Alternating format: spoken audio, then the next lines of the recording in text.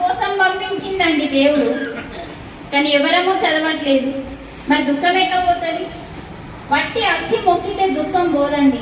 అమ్మ ఏ జ్ఞానం ఇచ్చింది? ఇప్పుడు అమ్మ విగ్రహం ఉంది ఇక్కడ, ఆ సమాధిలో అమ్మ శక్తి ఉంది.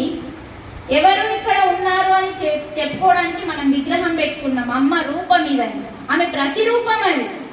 ఆ ప్రతిరూపం పెట్టుకున్నప్పుడు చూస్తున్నారు, మీరు బోధ నుంచి వచ్చారు, అల్లబాద్ నుంచి వచ్చారు, ఎక్కడి నుంచో వచ్చారు. అమ్మ రూపాన్ని చూడగానే మీకు ఏం గుర్తు రావాలా? అమ్మ ఏ జ్ఞానం ఇచ్చిందో గుర్తు రావాలి. ఓ ఫలానా నాడు అమ్మ ఈ జ్ఞానం చెప్పింది, ఈ జ్ఞానం చెప్పింది, అది నేను ఫాలో అవుతాను జీవితంలో, అప్పుడు నా దుఃఖం పోతుందని మీకు రావాలి. రావట్లేదు మీకు. కేవలం వస్తున్నారు, మొక్కుతున్నారు, పోతున్నారు. మొక్కడం ఎంత ఇంపార్టెంటో అమ్మ చెప్పిన జ్ఞానాన్ని ఆచరించడం చాలా చాలా ఇంపార్టెంట్ అండి. అప్పుడు పోతుంది మన దుఃఖం. ఎక్కడి నుంచో కష్టపడి వస్తున్నాం కదా, అమ్మ జ్ఞానాన్ని మనం మర్చిపోద్దు. ధ్యానాన్ని చేసుకుంటే అమ్మ జ్ఞానం మనకు అవగతం అవుతుంది. అందుకని మనకి ఇంకేం చెప్తుంది మరి? సద్గురుల ఉపదేశం ఎందుకు తీసుకోవాలి అంటున్నారు.